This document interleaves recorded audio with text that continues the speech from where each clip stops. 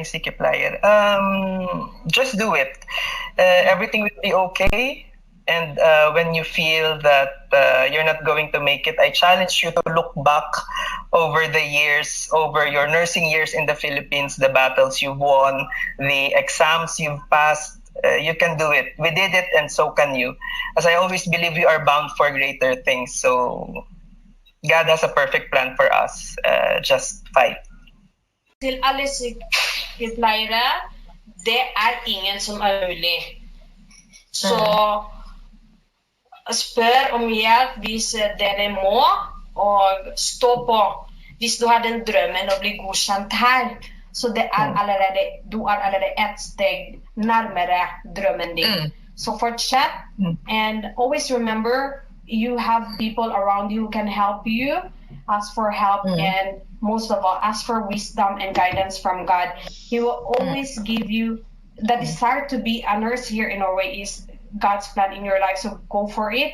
Don't be afraid, because if you are going to go for your dream, God will open doors for you that nobody can unlock. So just go. And of course there will be trials and turbulence along the way, but take it as an inspiration. So don't look at the negative side, but always look at your dream and be focused. You can do it as much as we did it. Hei alle sammen! Mitt navn er Sally Malayan, sykepleier og styreleder i Det filippinske hjelpesamfunnet i Norge, eller FHS. I kveld skal vi presentere den 7. episode av SPL, eller sykepleier, en FHS-serie. Derfor jeg ønsker dere velkommen til denne serien. Så vi skal snakke om bachelor i sykepleie til de som har allerede denne utdanning fra hjemlandet, og til de som har tatt det som sin andre bachelorgrad. Og så skal vi prate på engelsk. So I will just introduce or I will just start the episode with a little video clip about how to be a sykepleier or a registered nurse here in Norway.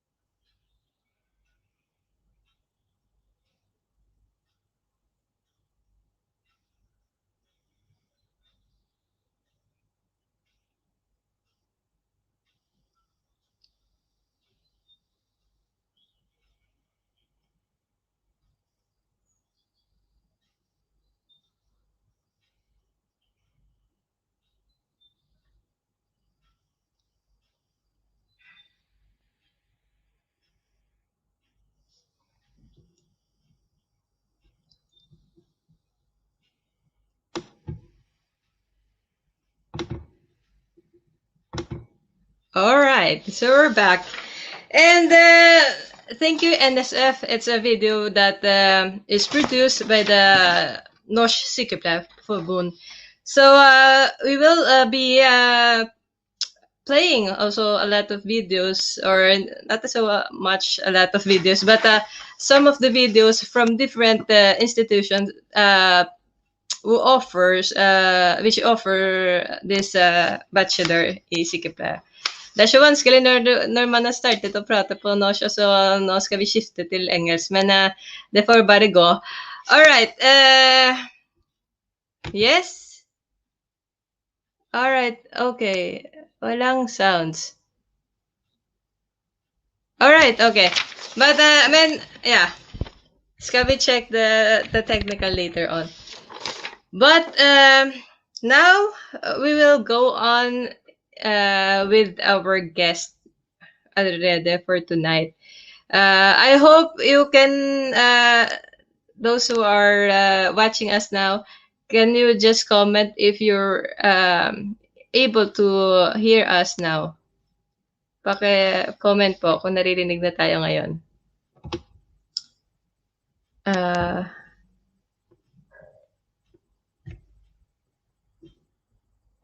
Alright, sige. Alright, and the show must go on. We will move to the presentation of the guest. So, alright, so yung kanina lang video ang wala. Okay, sige. But now we will go on with the introduction of our guest na who have taken the course, the bachelor grad here in Norway. So two of them are already RNs in the Philippines, and two of them are second coursers. So without further ado, here are our guests.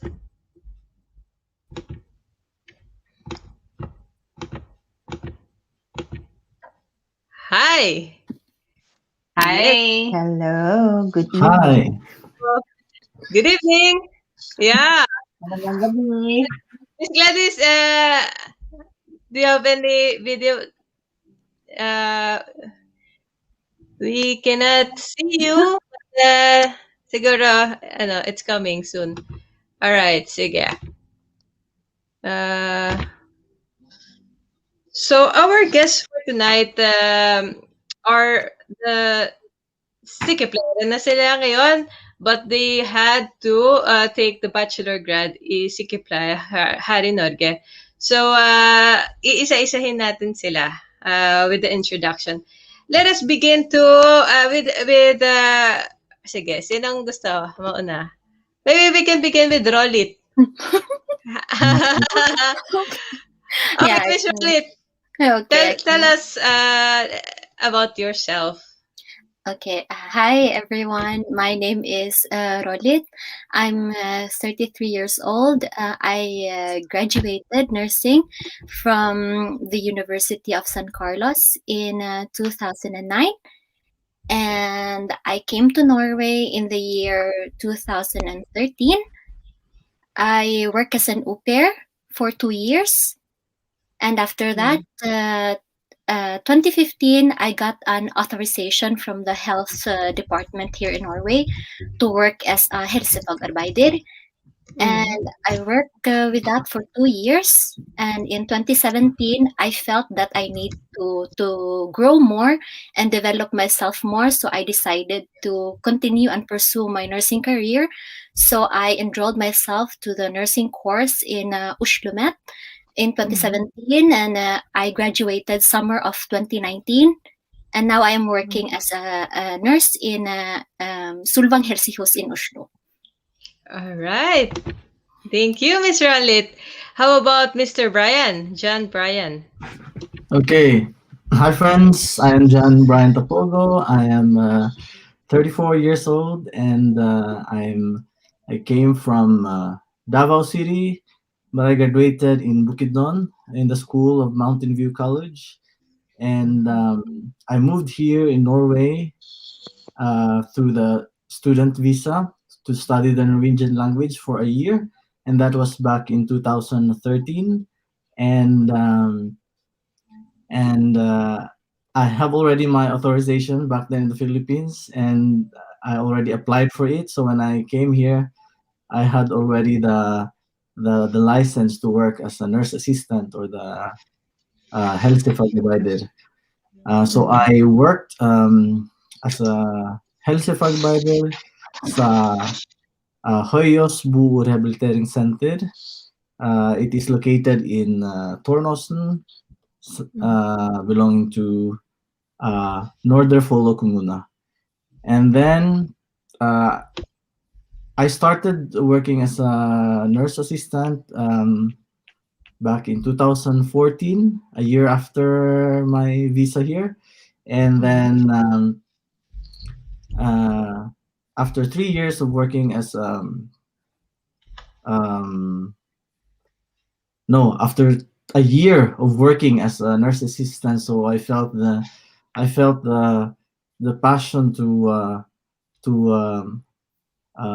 study more and be a nurse, a registered nurse here in Norway, because as I saw my colleagues back then who are nurses, I saw their work and work ethic and their profession, and I felt motivated to do what they are doing, because I I was and I am a registered nurse in the Philippines, so I am thinking um, to do the profession I have here in Norway.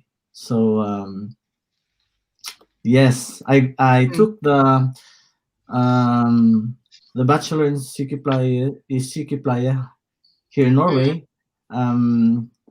back in 2015, and there was not much offer or plan from the Norwegian Society, Norwegian Nursing Society, um, about this, because it's new to them. And so I entered.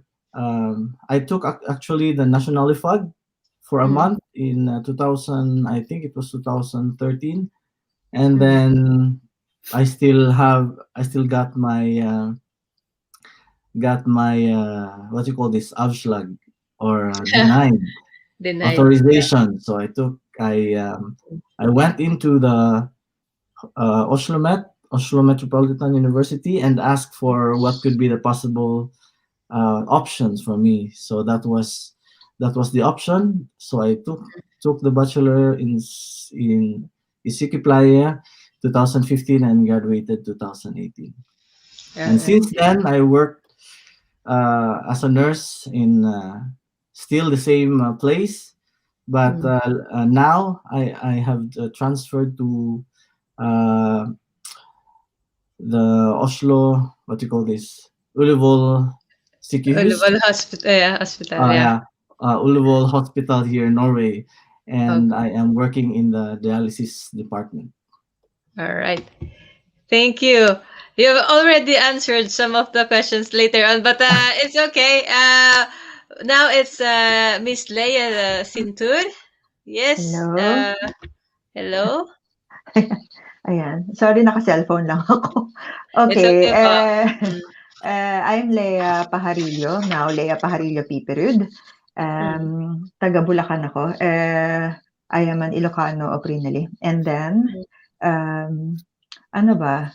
How did I come here in Norway? It was in 2013. I was working in a cruise ship before, and then I told myself, why not try Norway? Because it's one of the destinations of the ship that I worked for. And then I just applied in the University of Oslo then. And then luckily I got the Studia Plus, a place to study. Studia Plus. Literal. A slot, yeah. A study slot. Yeah. All right. Yan. So this is my second bachelor degree. My first bachelor degree was communication arts in University of Santo Tomas. Wow. And then I actually had 1 year Norwegian course in University of Oslo, and then I took 1 year Mediewetenskap in University of Oslo.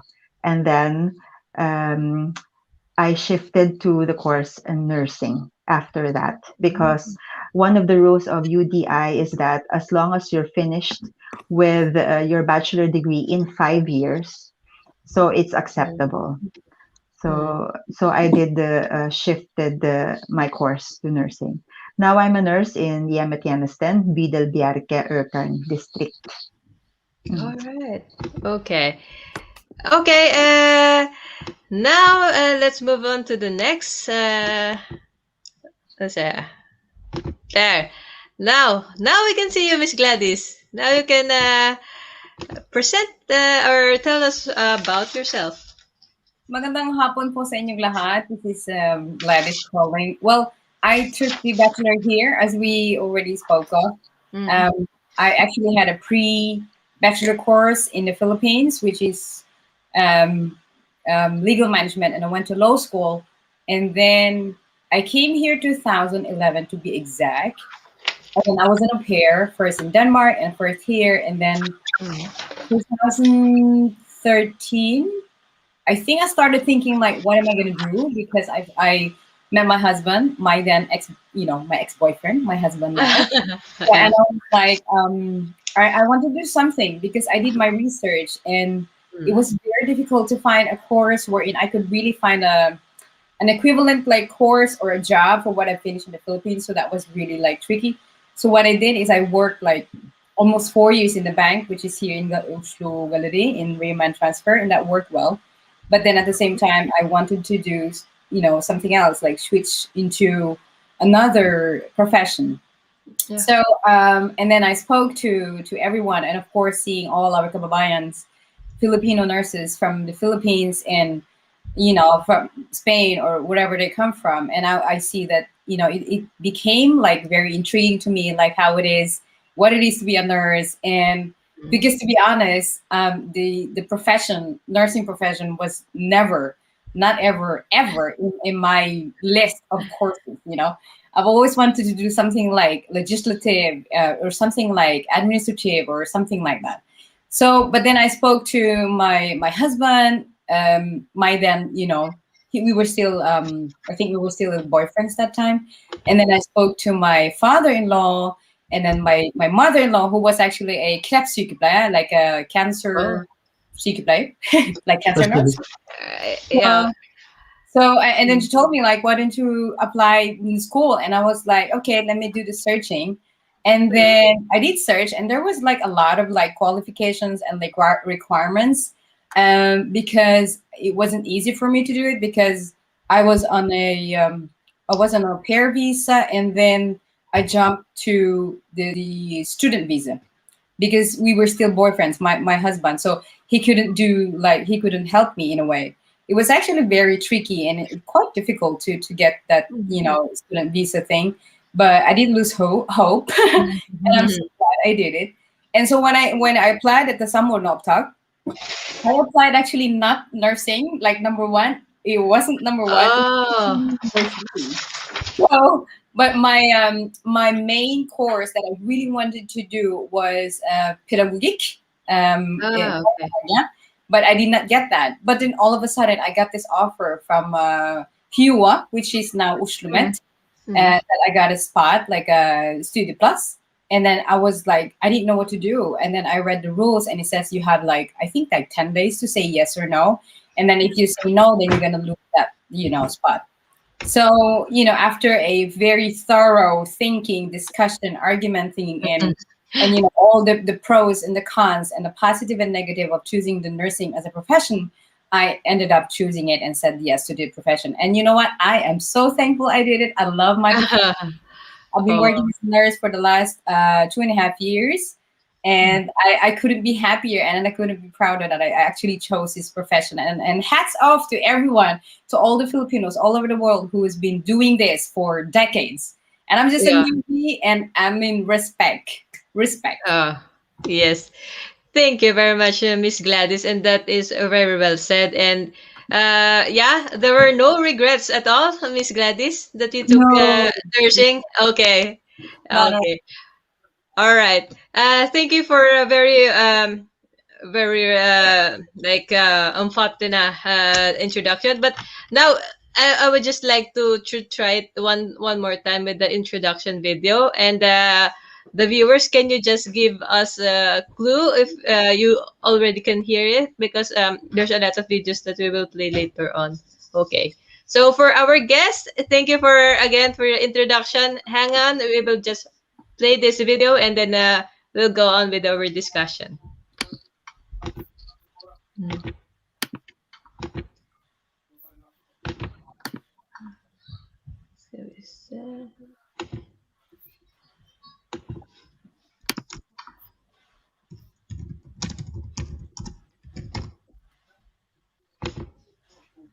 Okay.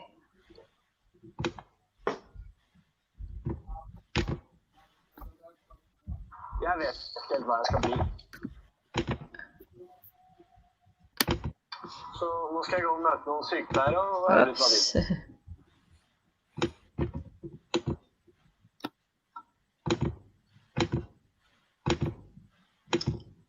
Okay.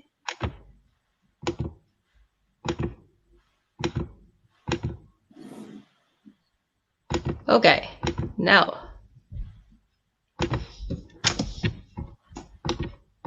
Jeg vet ikke helt hva jeg skal bli.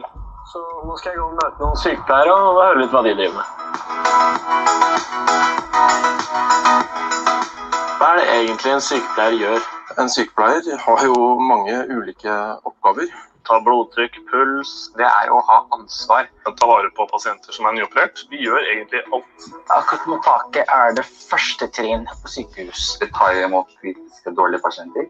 Du ser jo ikke helt ut som en sykepleier. Så hva er det du er da? Nei, jeg jobber som leder på sykehuset. Jeg utdannet meg til sykepleier, og så fortsatte jeg å studere. Hva synes du er det beste med jobben din? At jeg får møte masse nye mennesker. Jeg har mye ansvar. Å kunne se en bedring, få lov til å gjøre en forskjell, rett og slett. Er det sånn at dere driver mye med rumpevasking? Nei, det stemmer ikke. Det er en veldig liten del av det vi gjør. Det skjer, det gjør det jo selvfølgelig, men ja, det er ikke ofte. Er alle kollegaene dine jenter, eller er det noen gutter også? Hos oss så er det veldig mye menn, flesteparten er damer. Det kommer litt an på hvordan avdeling man jobber på. Føler du at du har mye ansvar som sykepleier? Veldig mye ansvar. Jeg var nok ikke klar over det store ansvaret som det innebærer å være sykepleier før jeg tok utdanningen. Møter du noen kule pasienter hver dag? Jeg møter også de som ikke er kule, men jeg møter mest de som er kule, som jeg sitter igjen med gode minner av. Ser du mye blod i løpet av en arbeidsdag? Det kommer helt an på hvor du jobber. Der jeg jobber så er det en god del blod. Det kan være det innimellom. Men jeg tror ikke man skal være redd for det. Det hender jeg blod selvfølgelig, men det er ikke, det fosser ikke. Hvorfor burde man søke sykepleier?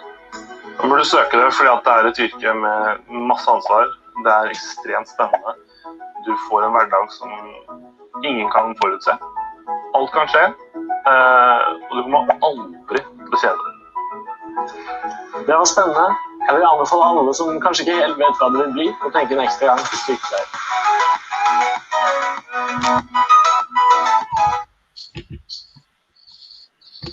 All right, so yeah, now we were able to play it with an audio. Okay, so we're back with the SPL FHS-serie Ep.7 with two parang double bachelor grad nurses and the one communications major and one legal management major who are both nurses already. So yeah, mga bachelor grad nurses here in Norway.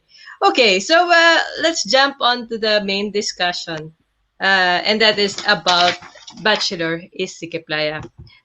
John Brand already began with telling his experiences, but I would also wanted to ask your story. Okay, how did you find out about Bachelor? Or Miss Gladys also, or was into it already, but you could tell us little more about your experiences about like applying to the course How did you like find about the Bachelor sykepleie, applied for it, get the result, and then yeah, the process of the application process, because many of our guests are considering taking this course. So maybe you can also add some tips, like if you could remember something that at the time that you have applied for this course. So yeah, let's begin again with Miss Rollit.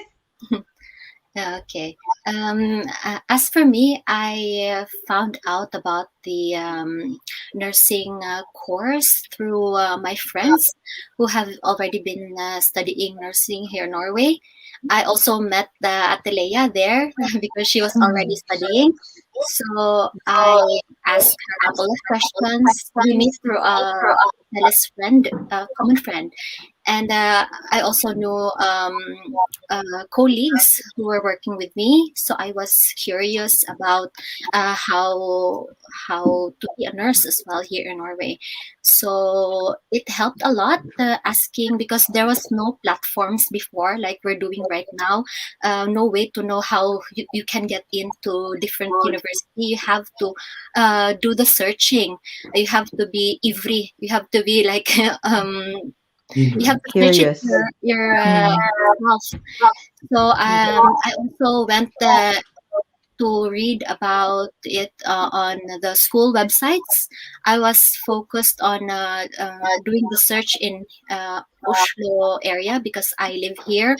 But there are many schools offering nursing curriculum, so you just have to read and gather information. And when I gathered information, I went into applying. It was through some ordna uptak, as what Ma'am Gladys had said. And everything I applied, that was 10 things. It was all sykepleier, but different schools in Oslo. So, so I never thought of another course. There were a lot, vernepleier or something, but I did not apply for only nursing. And it wasn't difficult for me because before I came to Norway, I already had my papers with me. I have it notarized, and because I have a vision already that when I came to Norway, I'd be working as a nurse. Of course, it didn't happen. It didn't happen overnight, but I had papers with me, so I submitted it. At that time, I delivered it through mail. But I guess now you only have to scan and send it by email. So the process changes every year. It updated, so you have to follow with it. So I applied, and luckily, praise God, I did get a slot. It wasn't that difficult for me. And after I got the slot, I said yes to it. And then I began my journey to the nursing world, studying nursing. Yeah, that's basically it. Okay. So you're like a Girl Scout, like prepared with. Oh, now we have a little one Yes. there. Yes. Hi, baby. You're on live. Hello. Live in Yeah, Facebook, Hello. anak ko. live in Facebook. Hi. Hi. All I locked the right. door, but then he's insisting to open it. Yeah, it's okay. It's okay. Okay. Maybe John Brian, while Miss Leia is taking care of her baby, John Brian can proceed with your story. You can continue with the story. Yes. Back to my history. The history. Yeah. I was taking, as I've said, national flag. I always wanted to be a nurse here in Norway. It was, just a thought that I could be, but there is this hindrances. Like every Filipinos here in Norway who are nurses, and maybe those also who came from other countries that are not originally here in Norway. So they have this, or we have this hindrance and restriction, and one of those are one of those is the language, right? We know how it is difficult for us to learn the new language, even though we can know the basics, but when you are taking the bachelor in sykepleie, so the requirements would be more higher. And before before um, before you can enter into in a university, you have had to pass the Norwegian language exam, level 3. It has many names, but it is a higher level. It's like B2 CM. Yeah. So it's very important also to um, um, to be motivated as well to learn the language uh, higher and deeper, so that you can be more confident to talk to people. So I know it is one of the challenges going with your uh, degree, or you want to take other also choices in life like work. So you need to have really the language first in place. And I know it would be difficult, but just try. I just tried, and it went well. And back then, after I finished my language, I entered the Bachelor in Sykepleie, 2015, and then with not much further information about it, so I went into the administration office to ask about it. So there was this rådgiver that I have no appointment. I just went in there, and ma'am, I would like to inquire about this Bachelor Sykepleie. I have already the background, and so what would I do?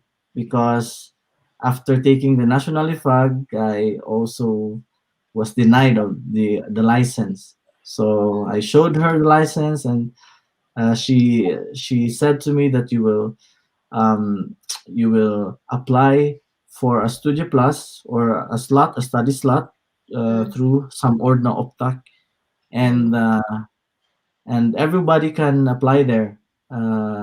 Just make sure that you have all the requirements in place, and all of the listed informations are there in the website, and the application is online.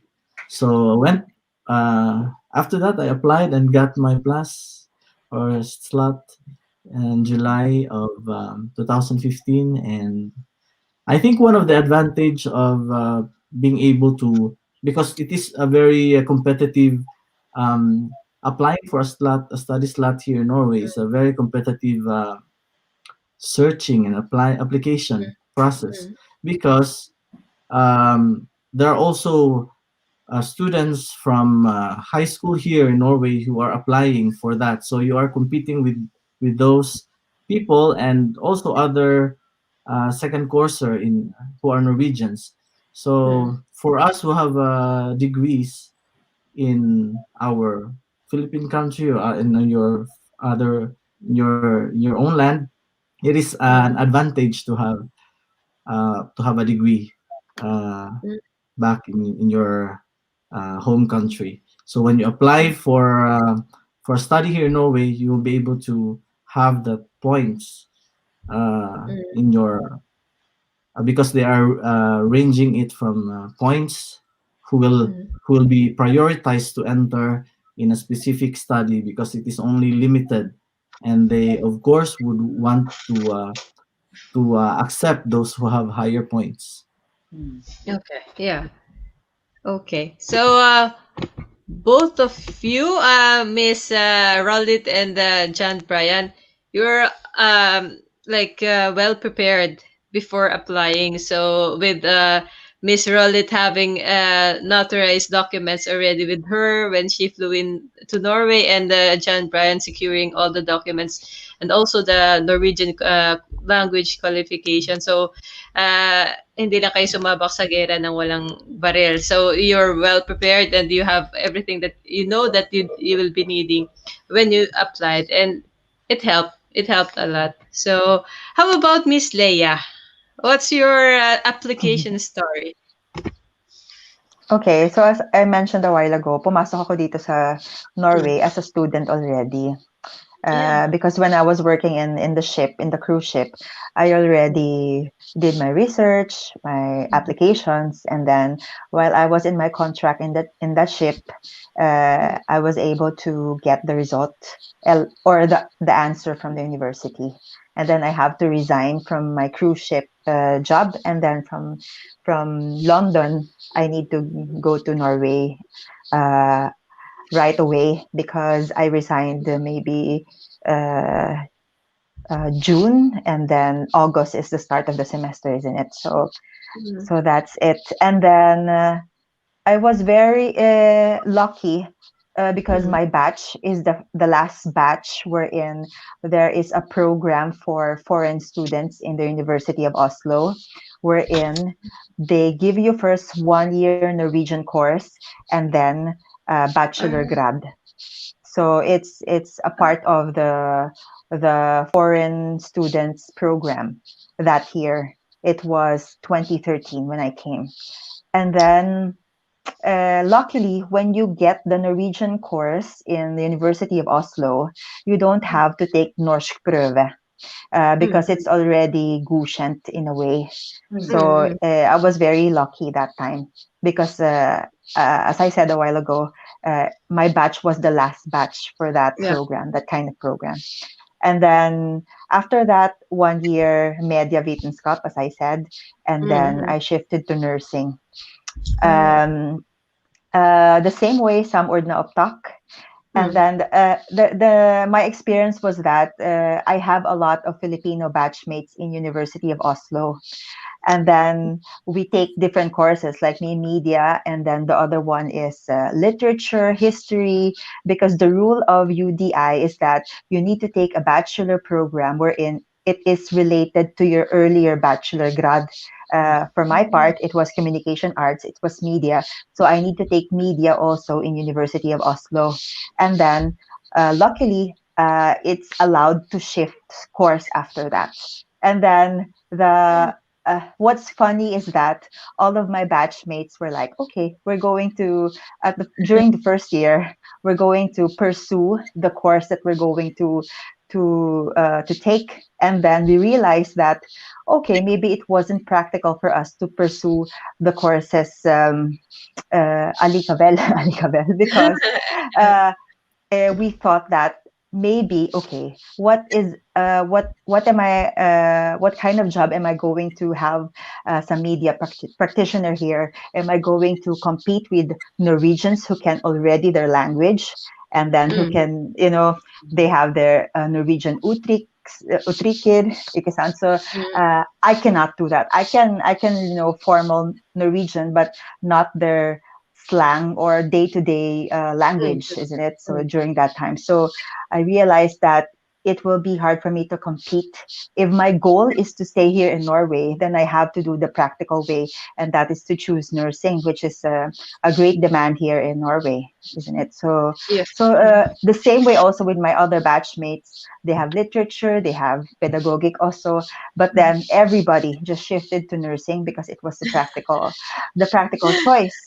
Yes, and then the normal way, some ordna opptak, and then we got the result. Luckily, we have the slot for our study, and then my batchmate was again Gladys and Brian, and that way, we just met there, and I think it was a funny experience because every year naman sa Hiwa, it's always a lot of Filipinos. So that's why, even though it's very challenging, the course is very challenging. When you meet your co-Filipinos striving hard, and you will be very inspired that you see other Filipinos studying hard, and then, wala na yan. Sige, fight na to. So yan, that's it. they give also motivation and like an Yes. inspiration that they're Mm. you're not alone with what you're experiencing, No. or the struggle that you're into. So Tama. matanong ko lang, when was that? The last time na yung sinabi mo na merong free Norwegian course at the beginning of your Yung bachelor year? 2013. All right. So after that, wala na. So yeah. Wala na. Mm. Okay. So is it your decision like to shift to nursing, like, but or because you wanted to, or is it like for you better and more Kumbaga, opportunities? Hmm? I listen to my brain and not my heart. My passion, of course, is Oh, all right. Okay. my passion is media, and All I right. would want to return to it if I have a Uh, choice. Why not? But then mm, uh, sa buhay ng tao, kailangan you have to adjust whatever possibilities that comes your way. So mm. we are very flexible people. So ganun na lang yon. We have to adjust to what is served right in front of you, and All right. choose to be happy with with what you chose. Mm. Mm, And be contented. Yeah. that's Okay. true. Yes, Miss Gladys, it's your turn now to tell your history. Yes. You know what? Something is actually very like in a way funny, but at the same time, it's the reality between me and Leia. Because as I listened to her and she's saying about this practicality, why did I choose nursing when I actually could have just said no and then pursued with pedagogic, which was my number one choice. And then, if you remember, I actually mentioned to you we had a discussion with my in-laws, the pros and Yeah. cons of why I should choose. And actually, it came the top, the number one that came on top was that it is a very practical job. It almost like an insurance, and at the same Mm-mm. time, assurance that you Mm-mm. will find a job. And for a foreigner who's just like me, who didn't have the visa or permanent or statsborger stuff, it was actually more like it was the easy choice, and at the same time it was the practical, at the same time it was the safest choice. So I took Mm-mm. nursing because of that mainly, and then gradually after I went to school with Leia. She was in another class, I was in another class, so sometimes we'd meet at school with there are like courses wherein like it's like kurs. Mm-mm. We would meet there and say hi, hello. So we would do chismes, and we would share our struggles. And what she said is actually very true. Like when you see the co-Filipino, as long as that co-Filipino is also very emoticon and not like a very Vietnam, by the way. There are different types of Filipinos, by the Yeah, of way. course. So as long as that person is like welcoming and then would recognize you as a kababayan, then that's fantastic. Mm. But luckily, my batch with Leia, we were actually many in that year. We were 2015, and we were lucky enough. But going back to my application, I think um, my application with Summer Dog Talk was quite easy actually, but the Mm-mm. process was a little bit difficult, and Oh. and it made it even more difficult with UDI because um, I can't remember clearly, but I know for a fact that when I was applying for some of the talk, Mm. there was requirements, and then you have to prove that you have this bachelor from your home country, which I did. Thank God, I had all Mm. my transcript of records all the way since 2009 when I left the Philippines, and then but then I had to renew because it was too old. So I had to contact my university. Oh, guys, there was like thank God to DHL and LBC because they helped me a lot. So they sent all my documents. And then one more thing, I think the IELTS, the English proficiency test. I was Mm. so lucky to get exempted from that. Although I could have Mm. taken it, but Mm. there was this. If you read some of Noctab when say like you could be exempted from IELTS if you're from these countries, New Zealand, US, UK, these English speaking native countries. But then mayroon din point doon sa pinakalas kung hindi ako nagkakamali, if you Mm. could prove Mm. written of course and signed by your university that the medium of language that was used in your school was English, which I actually told them that yes, this is true. We use English because of the course. So I called my university and they sent to me through LBC DHL, and that was actually the ceiling point. That's the ceiling, like that's it. That's selyahan na yung application Ulit ko. na. Yes. So I sent it, and then the offer came very quick. Thank God. Wow. And Okay. then, so yeah, but also with the language, as Mr. John Bryan was talking about, thinking with my forløp, my Mm. process from being an au pair from Denmark and then au pair in Norway, I was very eager to learn the language. Actually, that was my main reason why I moved out from the Philippines because I was too young. I was 22. And then I said to my mom, I was like, I needed more. And then Yeah. my sister, who was then an au pair in Denmark, said, "Do you want to be an au pair?" And so, like, why not? So that started. I left the Philippines 2009. I studied the Danish. And then when I came to Norway 2011, I was actually so happy to move up 2 levels up, with the Norwegian language because I had an exam, and because Danish and Norway is, very almost similar. It's just the accent that's very difficult, and so it was like parang like step by step na siya. Yeah. So tinapos ko yung language a year before I entered the university.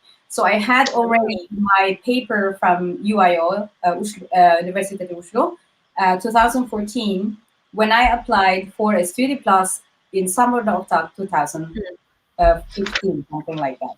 Because we did start the Bachelor, me and Leia, August 2015. Tama. Alright. Tama. Okay. Yeah. Very sharp ang memory ni Miss Gladys. But fellas, na question. Or sasabihin ko lang with the English, yeah, that's right. And the Yeller also SCUMP and other studies. Because we Filipinos, as long as the medium of instruction in the university where we studied is English, pwedeng magpa-certify tayo from the registrar there and then delivered directly to Samard na Optak. Then you don't have to take English test. And that is also valid for applying sa other studies na under ng Samard na and even the complementary na study. And I would just like to ask kasi everyone got accepted like for first try and or first application. Ilan ba yung Study Plus or your study slot that they were offering during your time? Can you remember? Ilan yung was it like, because sa SCUMP is like 30, sa complementary na sykepleie tuning, do you I guys think in the remember? Bachelor it was 500. Oh, okay. But in like how many batches were you before? How many Siguro more. sections? I think it was 4. Tama ba? Oh, okay. Oo, yata. Or Parang I think, nag-start kami sa 500. 500 Oh. students sa first year. Tapos Okay. pabawas siya ng pabawas. That's true. Survival. That's true, but that's just with HIUA. That doesn't even That's count true. universities or schools. But they're Mhm. correct. I think we were around 500 in our year, 2015. Yes. And then after the first praxis, it became like 400, 300, and then we ended up like 180 graduating, I think. Oh, so we're trimmed down from 500, like half a thousand and then to 100 lang. Yeah. So that was quite a tough journey da. So ayan. Speaking of that, let's move on to this like second question. What were your motivations or inspiration for taking this study? All right, sige. Simulan natin kay John Bryan na nangingiti-ngiti. All right. motivation. Then. Yeah, just like Motivation. Rollits, we are nurses, and it is a very. I think it is also not only prestige, but it is a fulfillment, self-fulfillment for your career to be able to practice your profession in a foreign country. So I think that is one of my motivations. And during that time when I was working as a nurse assistant, the work is very limited. when you are caring for the patient, you can only do this, and after doing this point, call the nurse. So it is always very limited, and knowing our profession in the Philippines, we can do so much, and there are skills that we already have that other nurses here who are fresh, and we can share that to them. So, for example, you can be able to insert the intravenous catheter, and then you're only a nurse assistant, so you can be able to do that, while our nurse that time do not have the experience, but have the license. So it's just like strange to teach the nurse, or the nurse assistant will teach the nurse how to do it.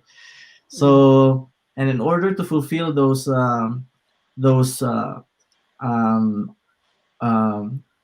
unfilled Procedures. spaces sa responsibilities and work mo, you really need to step up and do and take the course. So that is my motivation and Yeah. inspiration, because of the Alright. work ethic, and yung ano nga motto ng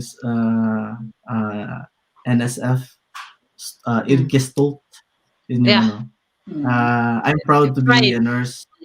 Yeah. I'm proud to be a nurse in the Philippines, and I'm still proud to be a nurse too. Wow.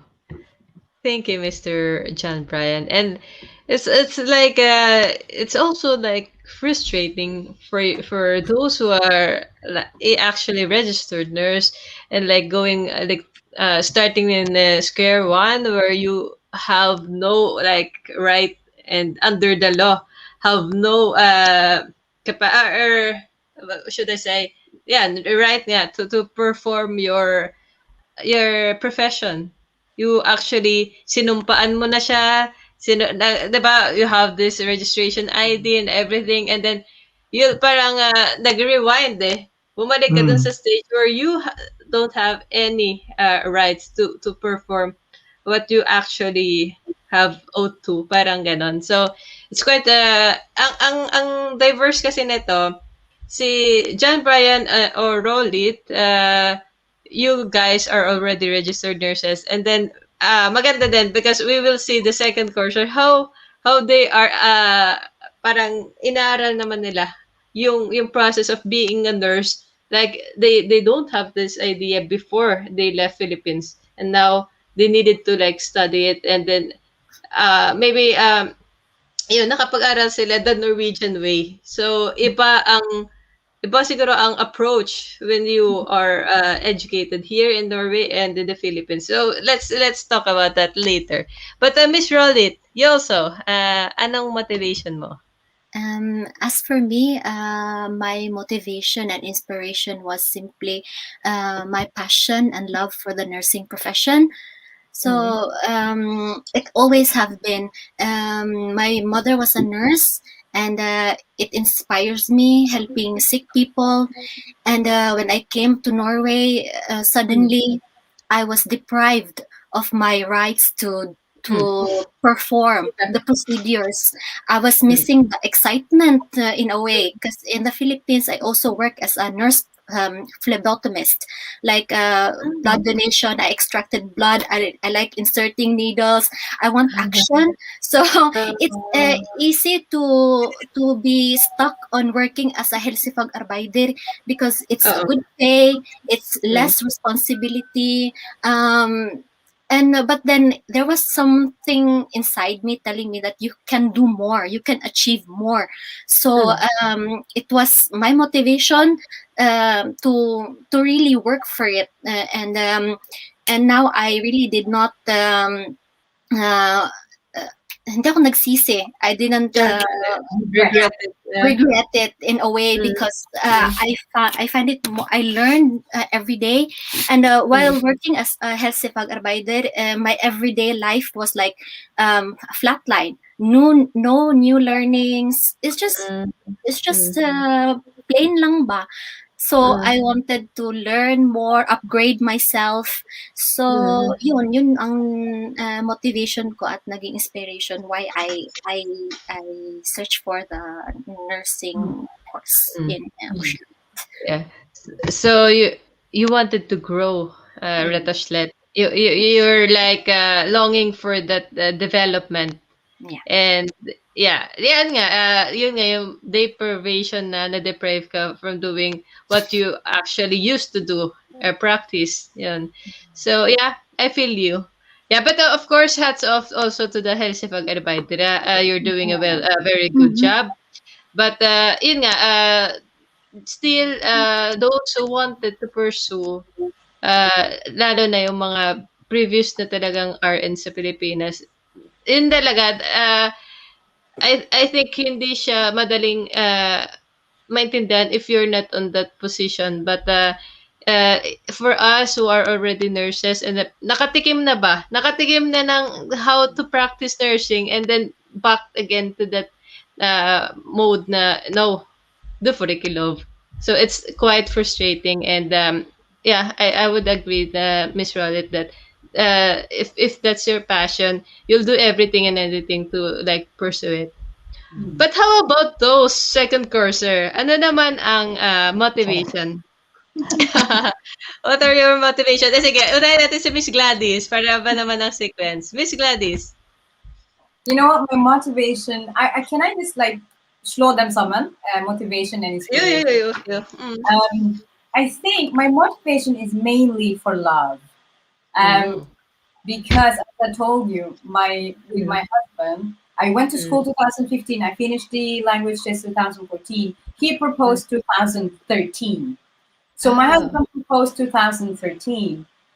But the problem was, even though we're going to get married, which we did 2014, by the way, it wouldn't be possible for him to apply me for a family migration visa because my husband is not in the qualifications. He has one lacking because of, my husband has his own personal issues. So let's just not take that. So hindi ako pwedeng i-count ng asawa ko within the family reunification visa, if you know what I mean. The common one, married to Norwegian or to anyone who's from the EU, and then you want to stay here, you do the family. So I had to do it independently. That is the reason why. That is my motivation why I had to go to university, because that's the only way for me to stay with my husband.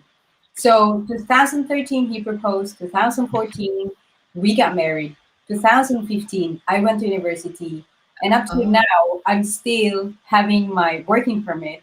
And next year I will be a permanent resident Filipino in Norway. So that was my motivation. I had to do it because I love my husband. I couldn't live it. It was a problem with my husband's side that he did not have any choice with. So he was, his issue was not something that we could just fix right away. And then just because I'm married with him, he can just, apply family education. So I had to find a motivation, which was that. And the inspiration was mainly, I think it wasn't an inspiration that I got inspired by someone else. As I told you, I have so much respect with all the Filipino nurses all over the world. But I think it was more like of a curiosity. I was very curious how it is to be a nurse, because it was too far from my, from my fagfelt. My fagfelt was like Maria, her bachelor was media. It was like media and nursing. It's like there's no connection. It's more like you have to try something new because either you want to try it, or because you're curious about it, or for personal reasons, which is like, for example, it's very practical. It gives you insurance, it gives you an assurance, a future good salary, and all that.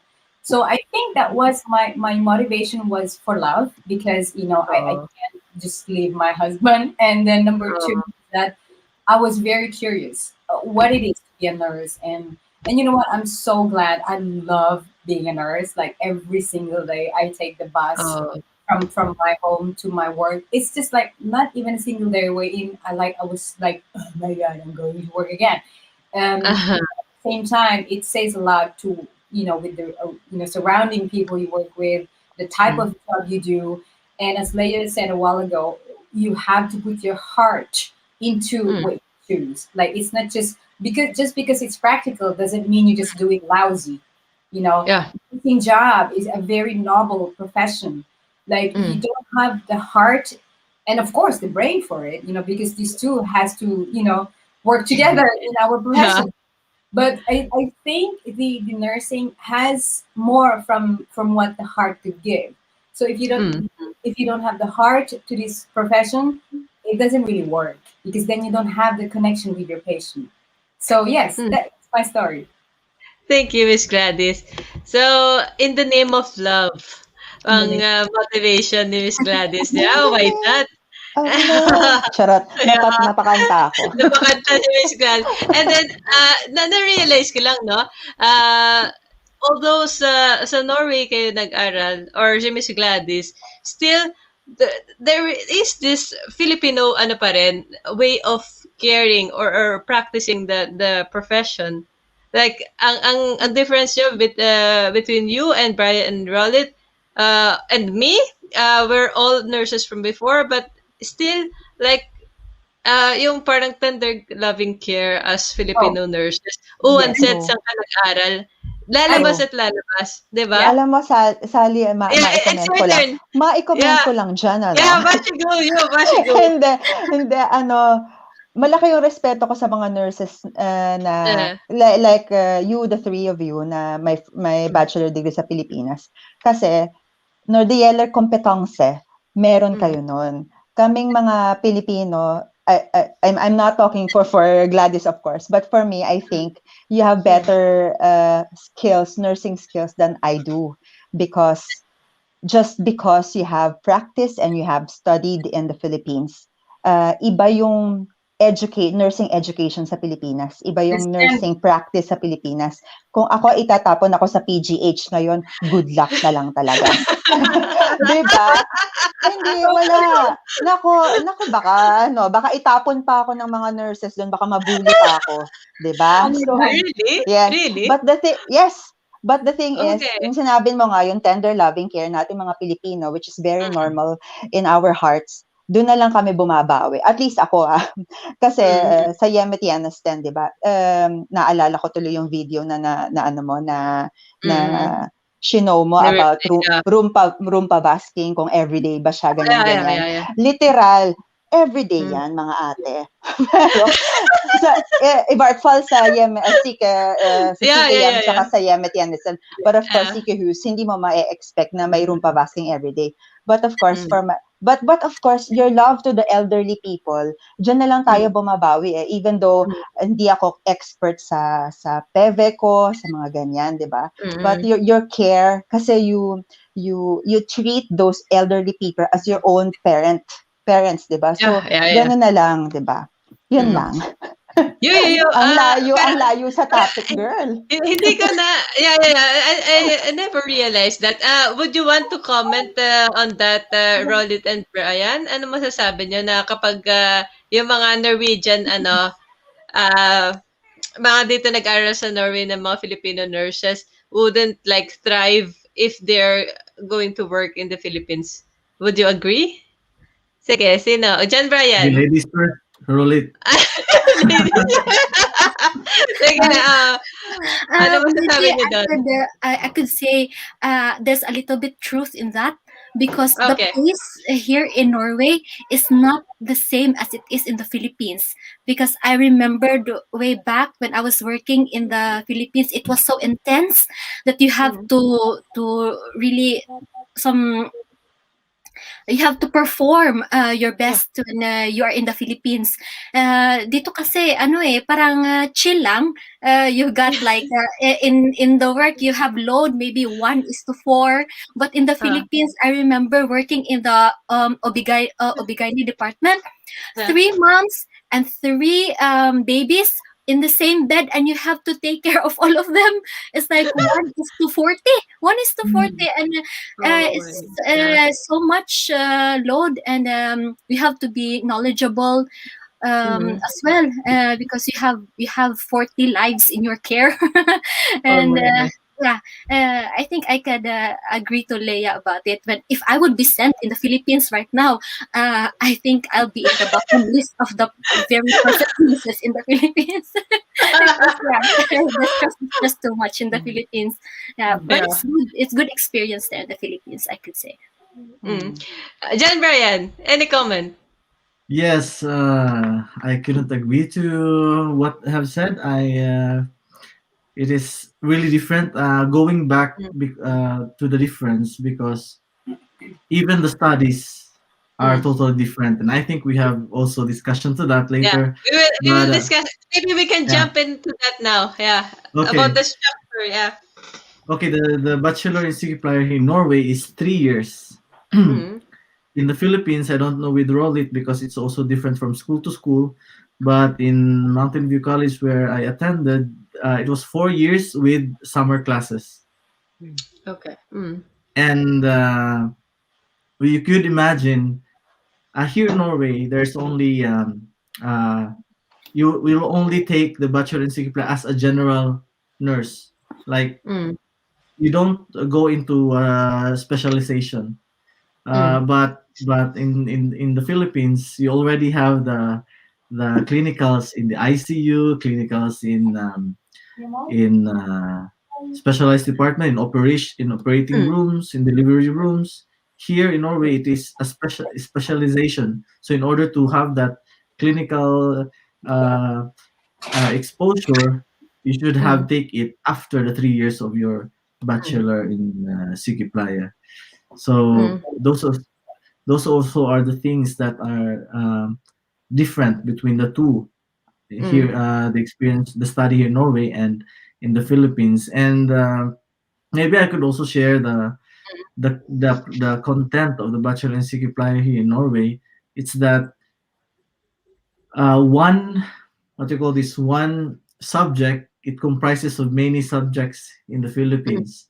Like Mm. if you say there's a title or the subject code SIBA N, Mm.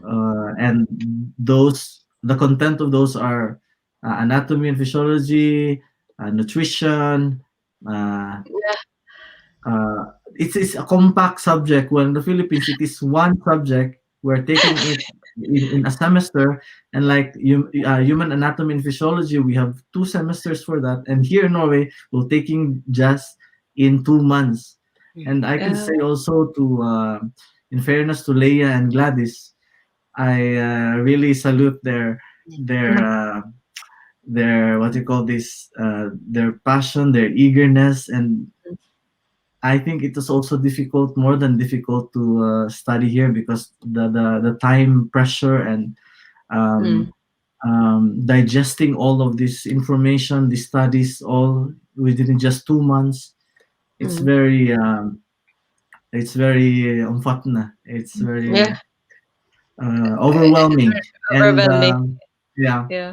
Uh, but of course, the praxis here in Norway is longer than our clinical duties in the Philippines. Here we have 8 to 10 weeks per um, study or Mm.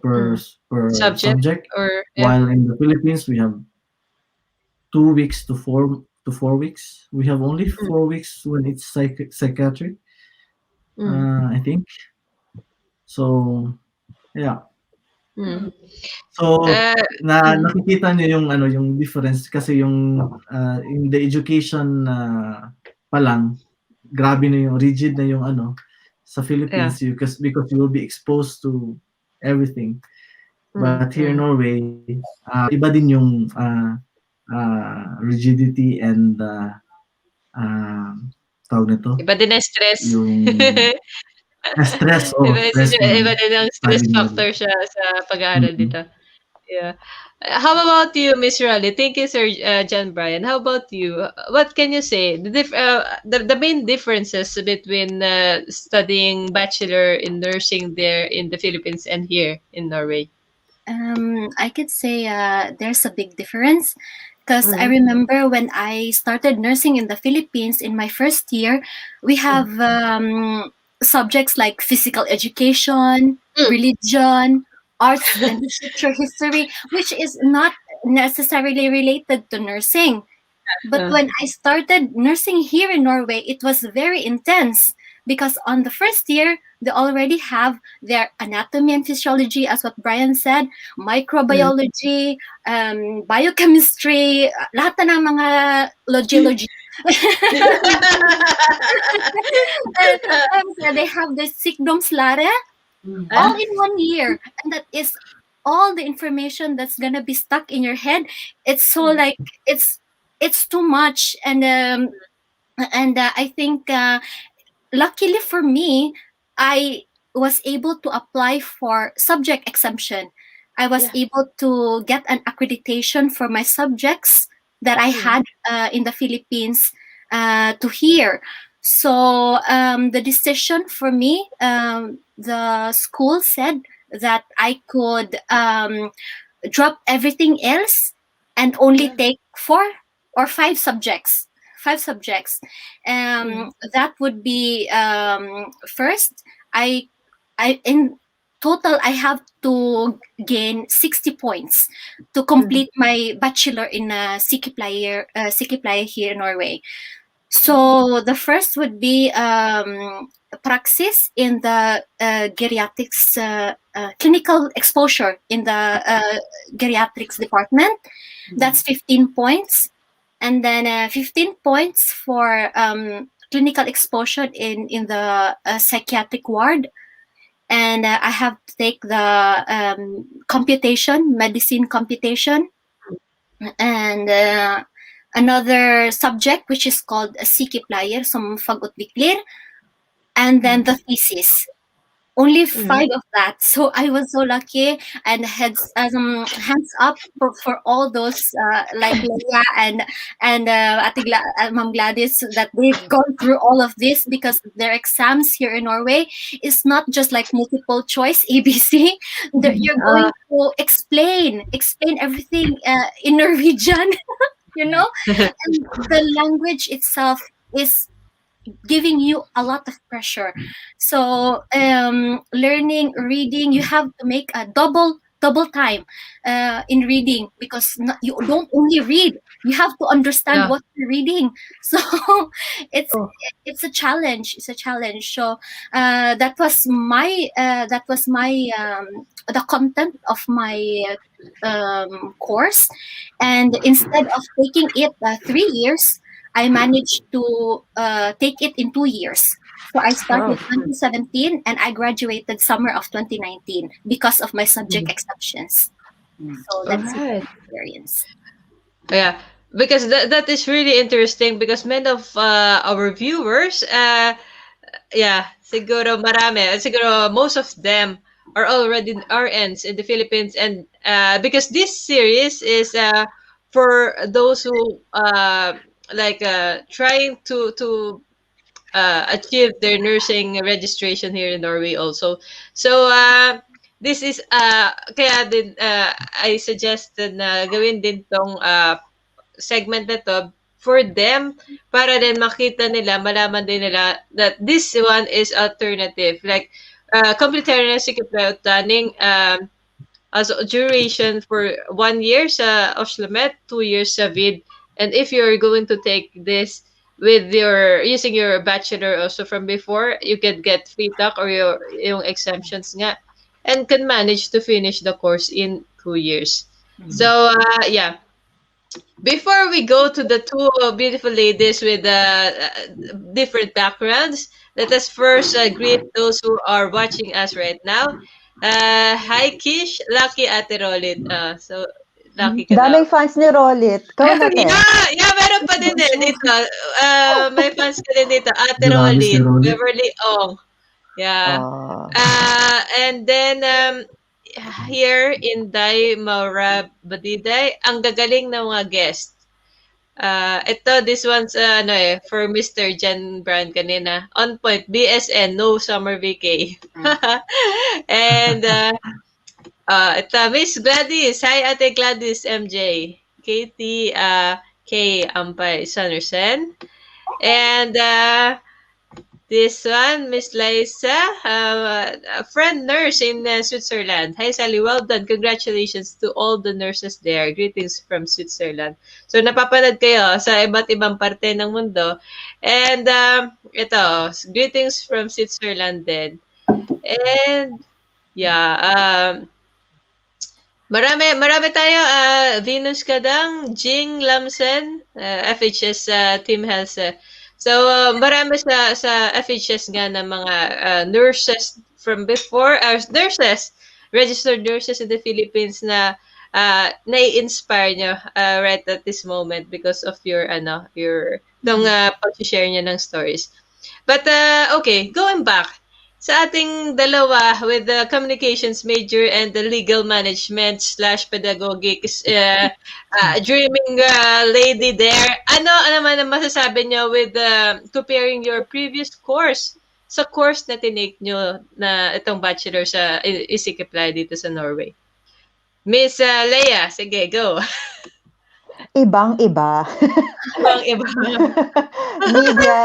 media at saka nursing.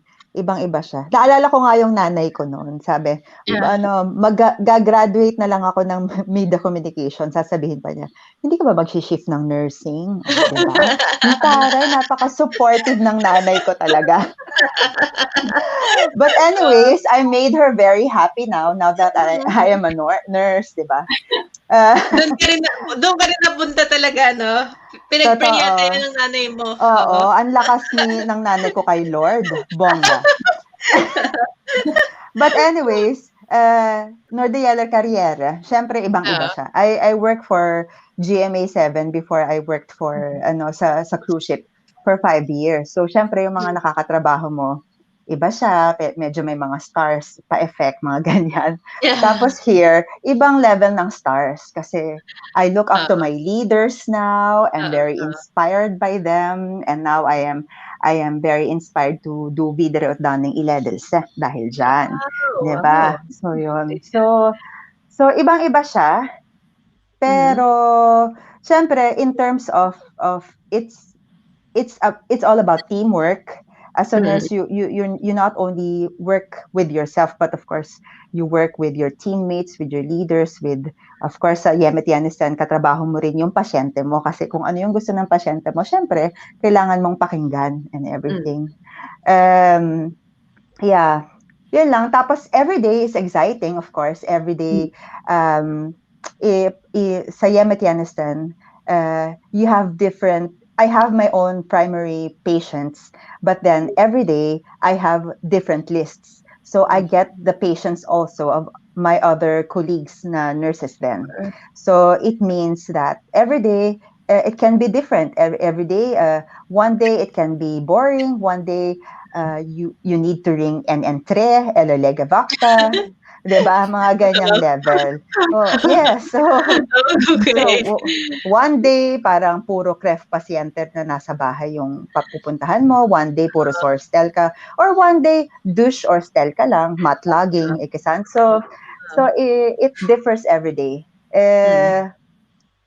Ano na ba? Ay, career yung pinag-uusapan natin, pero yung studies ba yun? Yung sa studies, yeah. Pero ano yun, maganda ding sharing yun. Napakapituloy si Miss Gladys. How about you, Miss Gladys? Kamusta?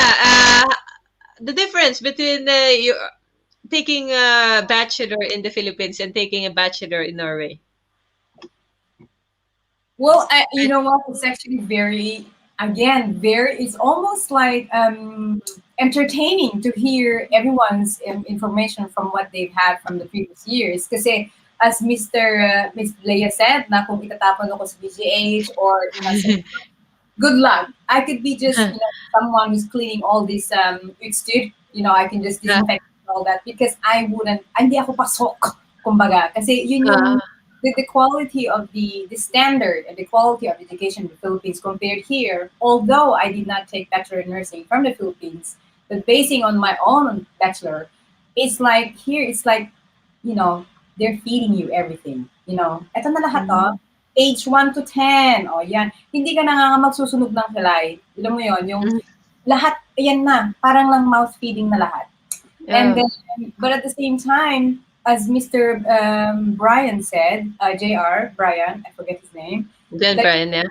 yes, may pagkakaiba ng struggles that we had, me and Leia here. Because I can tell you, okay, I talk a lot. I love to talk. I'm a speaker. But when I went to school, first 3 months, I was nose bleeding. I was bleeding.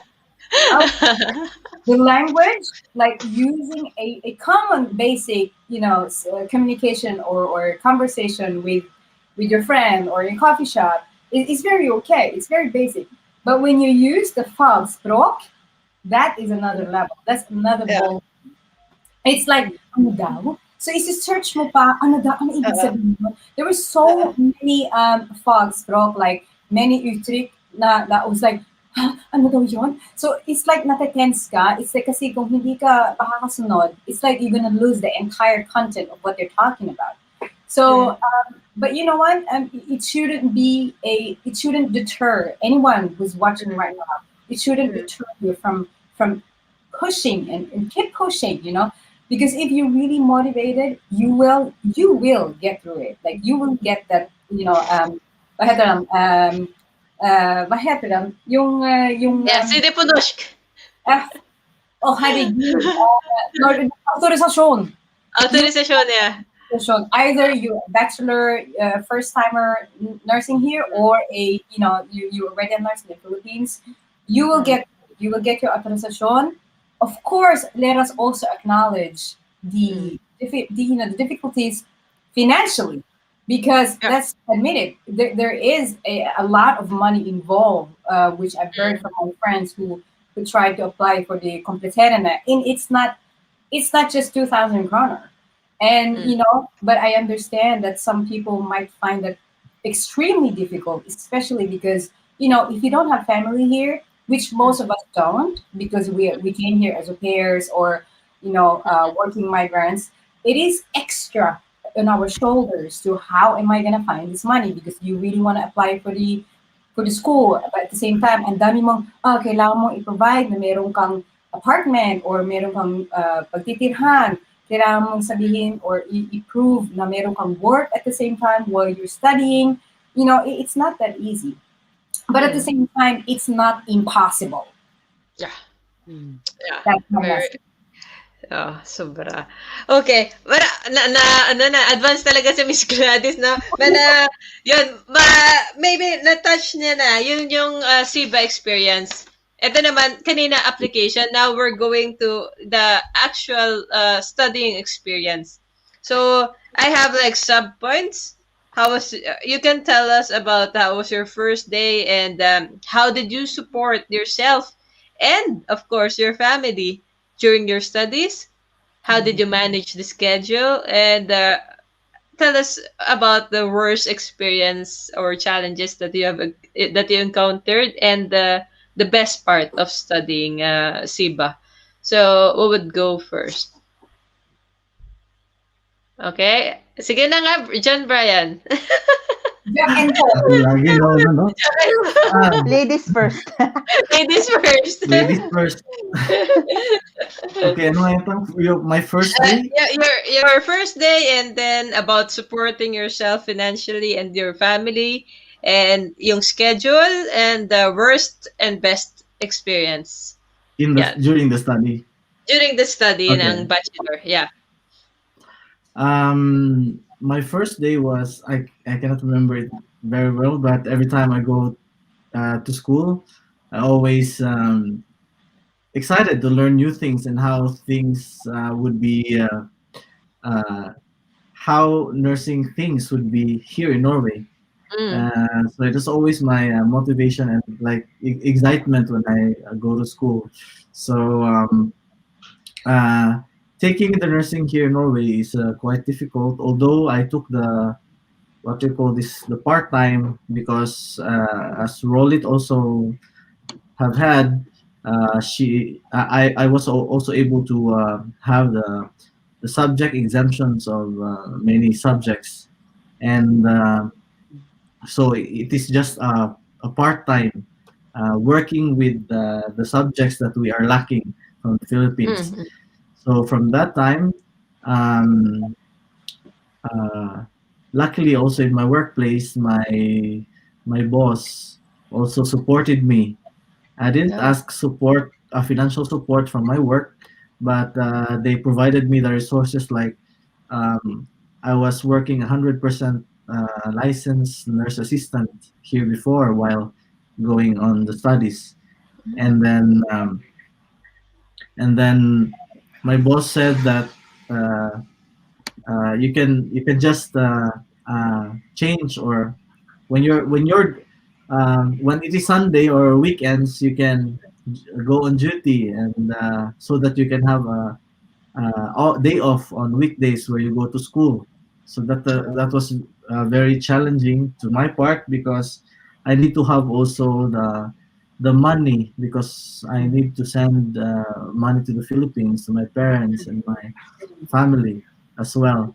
So it is an advantage when you're taking the part time, because you can work and study at the same time. Although it might be difficult, but I think uh,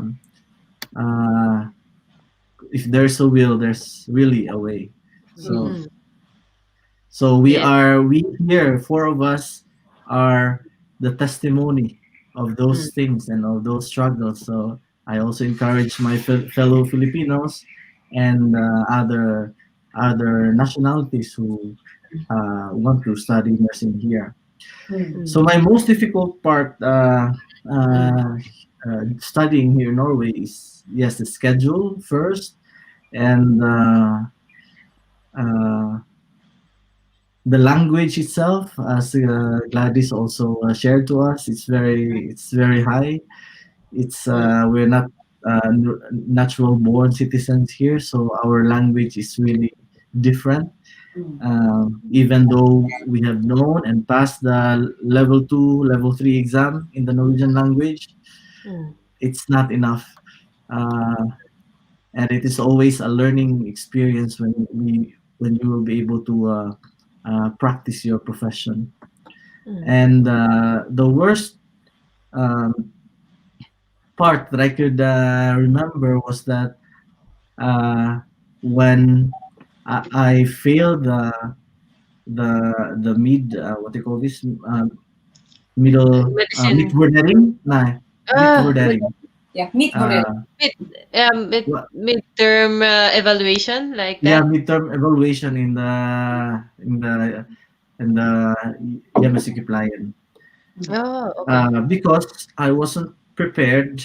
I don't know how the teacher would evaluate students, because in our nursing home, um, when I was evaluated, they just asked me anything under the sun about CPM. But when I turned to uh, the Yamasiki Playan, the teacher was very went through the larynx dicta, Yeah. Mm. or what do you call that in the Learning Philippines? outcomes. The Learning learning, outcomes. yeah, Outcomes. Yeah.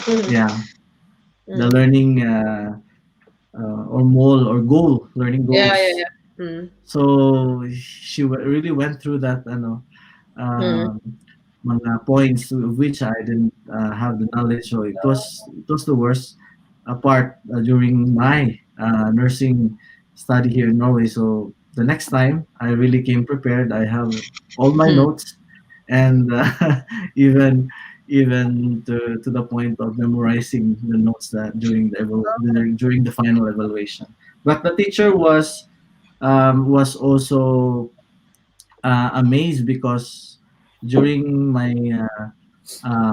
verbal, or what you call monthly evaluation, Verbal.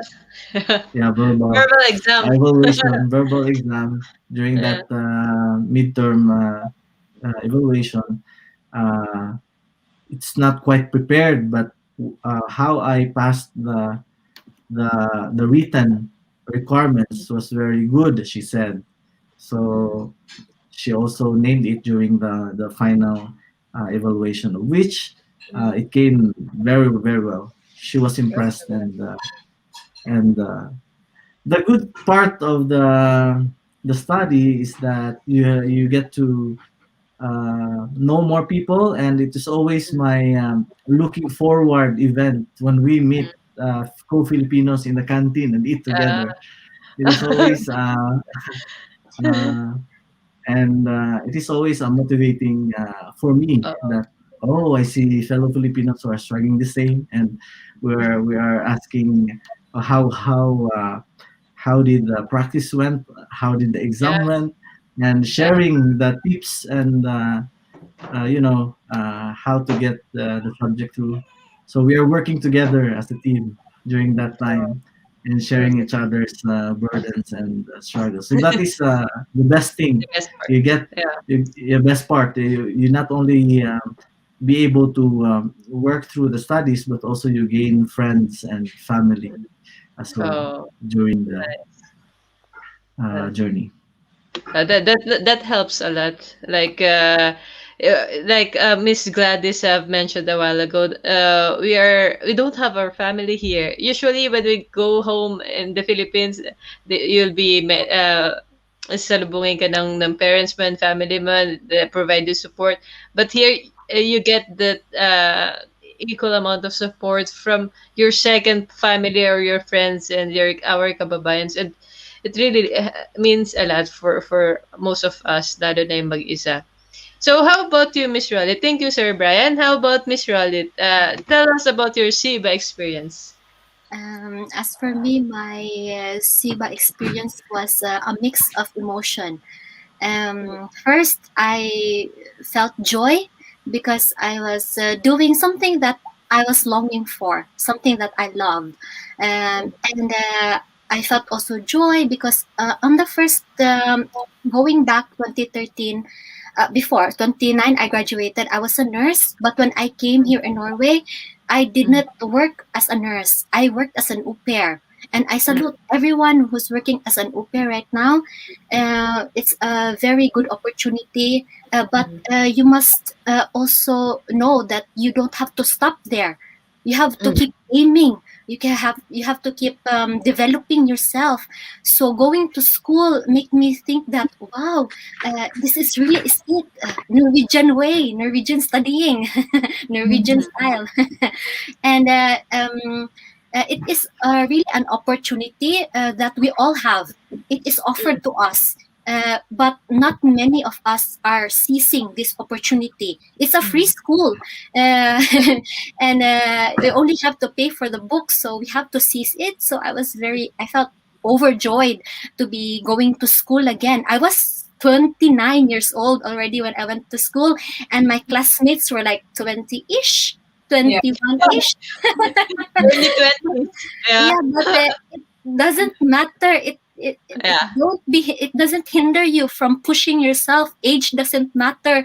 The desire to achieve is always the most important thing. But then at the same time, it wasn't easy. I can attest to that. I had struggles. Basically, it was more because of the Norwegian language. Of course, as fagspråk, yeah. There was one time, fordøyelsessystemer. Ano ba yun? System lang pala. So it's like that. Like when you go to lectures and then you hear foreign words, you get stressed, and then you're about to cry, but then you always said, Lord, I always keep praying, Lord, just sustain me in whatever I'm going, and help me in my everyday struggles with studies. And that's basically it. Joy and struggle goes together when you want to achieve something. And of course, sacrificing too. I have to sacrifice a lot because I need to close my Facebook account. I have to cut my social ties with my friends. I was in my room. I was in the library. You have to, if you want to achieve something, you have to sacrifice something. That is what I realized. And I also one of my learnings din sa going through nursing, no, because before I used to klage was klage nag Complain? Complain. complain. Oh, nag-complain ako. Why do I have to go back to nursing? I'm already a nurse in the Philippines. It's frustrating. Why do I have to do this? But then I realized when I go to school, I said I really needed this because we don't have sykepleie in the Philippines. Yeah. We don't focus in the demand patients, the geriatrics. We don't have home for the aged in the Philippines. We don't focus on mental health in the Philippines. So it was really a good experience for me to be able to be exposed on these things, because I didn't learn it way back in the Philippines. So it was necessary for citizen. Yeah, and that's it. Maybe. And what was the next question? How about the schedule? And then how did you support yourself during the studies? Did you work or Yeah, did you that was get? the challenging part because actually I applied in the nursing school 2016. I got a slot, but I rejected it because of my schedule. Because I wasn't permanent residence that time. I was still working as a 100% morning shift, and it didn't really match my work and school schedule, so I have to decline it. But in 2017, with the provision of the Lord, I had a colleague that is going to be a pensionist, so I got her slot as a night shift. So I work as a night shifter, 4 nights straight, and then 1 week free. So I think yes, 2017, this is gonna be the year for me. So I had 100% stealing as a night shifter, but and so I didn't have to let go of my work, so I still can support my family way back home, and but then it was so tiring because I remember during my clinical exposure, 4 nights after my shift in the night, I have to catch the bus and go to my praxis stead to go another 8 hours straight of praxis. So it was 16 hours for only those times when I have work for 4 nights. But when the 1 week free, it's okay. So it's a matter of pursuing your dreams, because if you have this dream, you have to work for it. So I pushed myself. Maybe it's not applicable for everyone, and I don't recommend it for everyone because it's a tight schedule, but it worked for me. So yun siguro yung way ko ng, because I can't let go of my job because of my situation in the Philippines. So yeah, kailangan pangkabuhayan showcase. Yeah. Thank you, Miss Malik. Relatable yan, Rolit. Yeah, relate much. Lahat yata, relate diba? much. Yeah. In fairness, na-realize ko. Kaya yan. I really, if we four can make it, why not you? Yes. So, and then I realized actually that the common denominator for all of us, not only for all the 5 of us, maybe for all the Filipinos abroad, is the word resilience. Kasi grabe yung tolerance natin sa pain, sa suffering, sa challenges, and then we are so goal-oriented that whatever it is in our way, nandun yung utak natin sa goal. So whatever it is that may come our way, hindi natin pinapansin because we are so focused on reaching that goal in our dream, di ba? So yun. Iba talagang media nurse, no? Media nurse. Bagay. Talaga napag-connect talaga. Yeah, and resilience is yun ang isa sa mga pinakamagandang qualities of being a Filipino. We're used to the struggle, and we're born with the yung struggle into the surroundings, and nadadala natin dito. So we could adapt. Like ako din, I worked while 100% while studying 100%. So 200%. I don't know where did I get all the powers, but yeah, naka-survive naman. So doable siya, but like Miss Rollet, bare ano, prioritere kasi hindi mo pwedeng gawin lahat ng 100%. But how about Miss Gladys? And then we're nearing to our concluding part. Yeah, marami by the way, marami na-inspire sa atin. We can go just away parang hanggang alas 12 tayo but we're nearing pero yeah, we'll go to you Miss Gladys Yes. about your experience. And then, yeah, Miss Leia, you, do for us, sino ba, din erfaring. Pero sa Miss Gladys and then Miss Leia and then messages na tayo. All right. Well, just like Mr. Brian, para akong, you know the song, si Ani ba tong bakal? I was like, Ani ba tong bakal? I was working every single weekend for the last 3 years. Can you believe? 3 years, 2015 to almost 19. So I was going to school Monday to Friday, half day ng Friday. Although yung may mga class ka ng, from 8:30 to 2 and then free ka na. But at the same time, hindi naman siya pwede sa schedule sa work or hindi ka naman pwede basta-basta na mag-a-appear sa work mo. Hey, mag-work ako. Hindi naman pwede gano'n. So I was very lucky enough na meron akong fast head. So almost every weekend, 95% I was working from 2015 all the way to 2018. Then the struggle. Just like Mr. Brian, I had a struggle with one of my praxis, which is in medicines, which is in CQs, in the hospital. That was on the second year that I had to decide to even I was already working weekends and I had to cut that down into only the weekends I was available, only to the weekends that I could work. Because I had a warning with my midboarding as well, which is like my middle, how do you call it? My middle evaluation. Yeah. My middle evaluation, and I got a message from my my praxis veiledder and the school veiledder, that you have to push harder. And it was like a knife in my heart. I was like struck to my heart. I was like, what? And then they said like maybe you should maybe you see up, maybe you should stop working. And I was like, I was so stressed. I'm telling you, and we are inspiring other people to keep pursuing at the same time.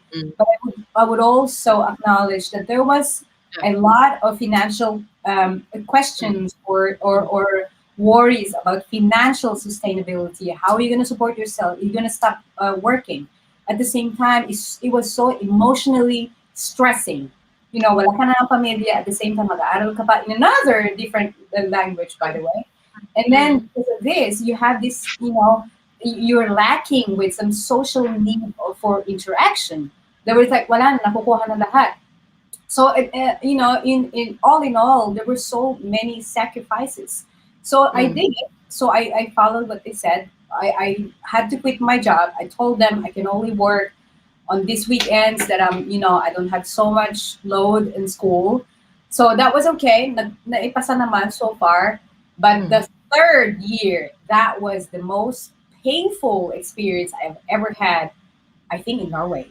But it was, painful in a way that it was actually, oh my God, if I can tell the story, I can just make it short. But anyway, so third year, I was on my last praxis. I'm going to graduate in June or July. I can't remember, Leia, maybe it's June. So our practice was from April to May 2018. So yun na yun, April to May. Ito na yung last na praxis. You know what happened? I did not pass my chirurgis praxis. Surgical, on the job training. It was so beautiful. Can you believe I graduated June 2018 without my authorization? So I walked there and as if I passed, but I did not pass. So I had to wait another 8 months, and it was 8 months of hard work and sacrifice. But you know what? What happened is that this department that I've experienced terrible discrimination and racism, by the way. We were two students. One was from Africa and, I'm from Asia. We did not pass. So we were both in pain. We were both like my God, we're supposed to graduate in 2 months, and here we are, like crying, and I was crying. I was in terrible. I think I was so emotionally, broken down to all the way to my bones that my dream of becoming a nurse is not going to happen. But at the same time, it was like because once you fail your praxis, you still have one chance. I think three chances. Tama ba? I 3 think chances total. yeah, three chances in total. But I think the third one is a very special case. But for us, for example, or normal Norwegians, we can have two chances. So I said like I was so emotionally like para akong nasakit. So it's like, I thought I was already doing fine. But then sometimes, problems like that could occur. And you know what? I did not use that to crush me. I was crushed, by the way. I was crushed, I'll tell you. But I did not let that crush me forever. So that department who, said, no, she's not going to pass as a nurse. She's not going to graduate in June. Can you even believe that when I got the next second round for praxis, because the school said, oh, you're going to start, you have to wait. I had to wait 8 months. Okay. So 7 months officially, there was no praxis because they said, oh, you got to wait for the next year because we don't have a class for you. So I had to wait, let's say June, July, August, September, October. So 6 months, guys, I had to wait. What did I do? I was working, of course, at RIA, which is fine. Okay, I'm going to use this time very efficiently. And then finally, January 2019, they said, there you go, you're going to get your new praxis. And I was like, I'm going to open my email. I'm going to see where am I going to go this time. Can you believe that it's the same hospital? Oh. It's the same level, and it's just one door apart. So I was thinking out, is this even a joke? You're gonna put me into almost the same place, by the way. Magkatabing updating lang siya. And I was like, I had to complain because I had grounds to complain because it's emotionally stressing. It's a very unnecessary stress factor for me as a student who already experienced these troubles from this department. And now you're gonna put me to one door apart. And said my biologist from school, thank God, she was like, and I thank her. I haven't talked to her for years, but I really remember her. She's in my heart. And she said, like, don't worry, Gladys. I believe you. And that's the reason why I put you to this new department, because this new department is totally different. And they have really, really good quality, high standard of supervising students. And they really, how do you call this? Like, they really cater to what students need. And I was like, okay, I set the clock and I was like, okay, fine, I'm gonna take this chance again. This is the last chance. Girls, I crushed that praxis. You know what? If I could tell you that I the flying colors in that umbrella, Wow. seeing my former biologist, by the way, you would be high. Of course, I didn't say hi because, of course, I was emotionally hurt. But then you had to be at the same time professional. That you know what, things like this happen. I just gotta use it as a, maybe I have to be better. Maybe I should do this. And you know what, I did. So what I did, but the most awkward feeling, which for me was a struggle, is that knowing that I'm gonna walk past their door, I'm gonna see her in the medicine room. We would be standing next to each other, which is so awkward. Yeah. The person who said no to you, and then you're gonna stand like, what are you doing here? Like, so what I did is that, thank God, I didn't really see her that much. But of course, the other nurses, that they would be like, I couldn't find it. I couldn't. How long the stop with them? Isn't she the student that came here? And then they were like see them like, a little bit talking about you, because they were like, isn't that your student from the last practice? And I was like, you know what? I don't care. She's not my biologist anymore. I get a new one. And you know what? If I could tell you, if I crushed that practice, yes, I did. And I with flying colors on that practice. And I even got an offer, by the way, with that updating. They said, would you like to work here? But I already got an offer from Luisenberg. I said 100% yes to the, of course, 100%. And that practice said, like, you can have 70%. And I was like, of course, I'm going to go for the 100. And it was, girl, trust me, girls, boy, by the way, That was the most awesome struggle I've ever had in Norway. It was like a one ball packed together that I was about to give up.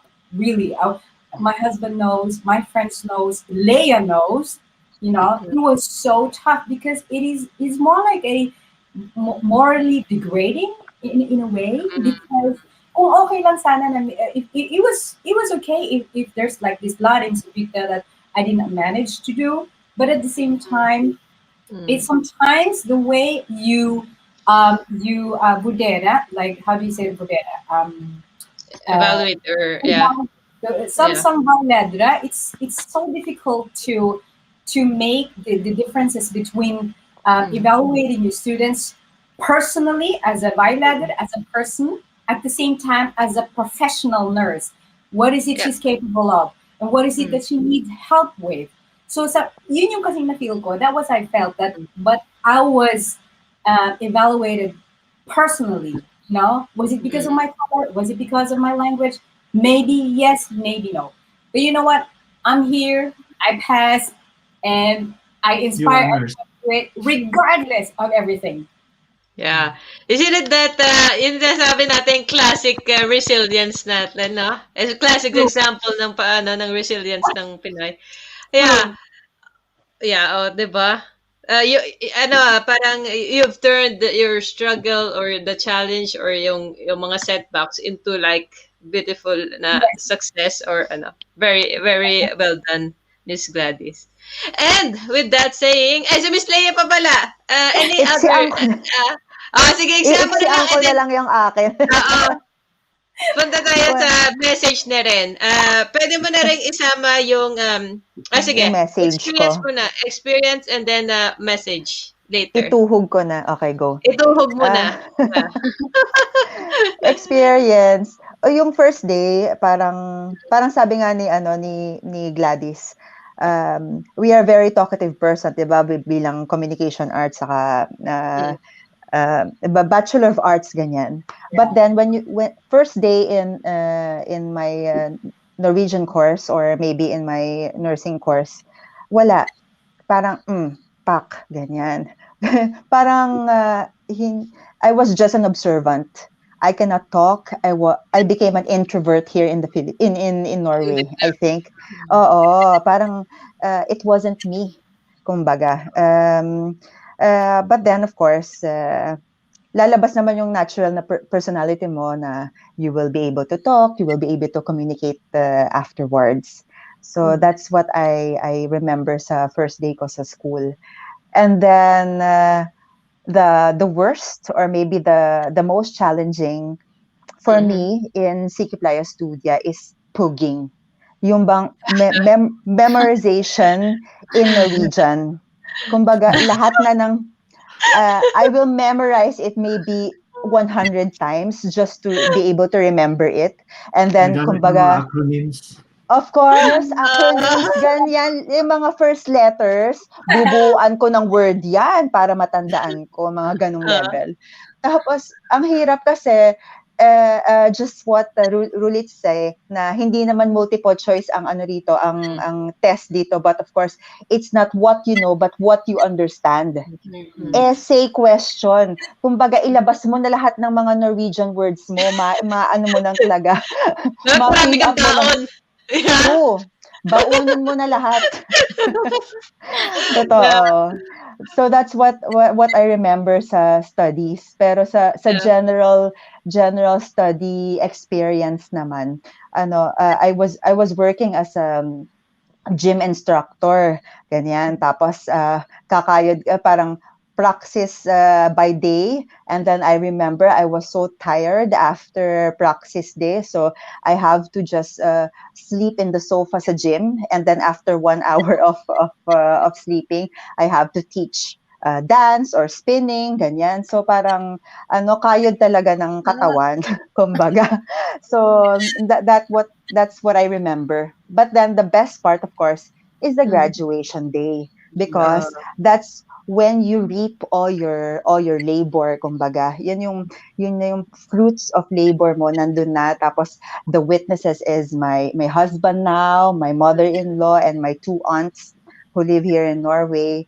Tapos, at kami pa ni John Bryan, part pa yan ng video ng Oslo Met, na-interview pa kami. So, Oh! bongga! Napa-Norwegian na naman kami dyan, di ba? So, yeah. So that was the best day of my life, of course, aside from, of course, having now my family here in Norway. So yun naman yung yun yung kumbaga yun ang best day ko. Tapos tuhog na, pulang ako na yung first person to say the message na lang din is ano ba? Yun nga, yung ano ba to? Aspiring sykepleie na ba to? Or you wanted to give message then to those who supported you during your journey? Ay, antara, may ganon. Okay. Oo, may ganon. Okay. Message to aspiring sykepleie. Okay. Number one, you must have a dream. Either sabi nga ni Rolit, kahit au pair ka, mag-ambition ka na.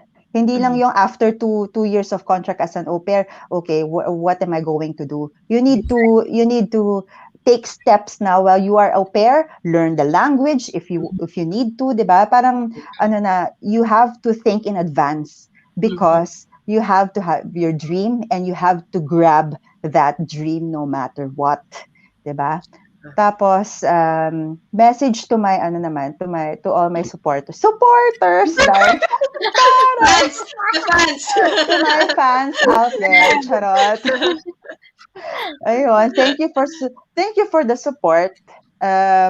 Kumbaga, the most support that I'm thankful for is mental support, emotional support, diba? Aside from the financial support of my parents. Yes. So, yun ang pinaka-importante talaga, your mental health. Bilang ngayon, corona, marami ring mental health problems ngayon. Pero, pero yun, I'm thankful na may mga taong sumusuporta sa'yo wherever they are in the world, diba? Kasi bongga naman ng technology natin ngayon. We can communicate to whoever, family or friend, diba? In any way we can. So I'm very thankful for that they keep in touch and they keep on holding. Yeah. Thank you, Miss Leia. Thank you. Well said. Salamat. All right, John Bryan. Message to those who supported you and sa aspiring sykepleie. Yes, to all my fanatics, John Bryan fanatics. Bongga. My fan club na diba?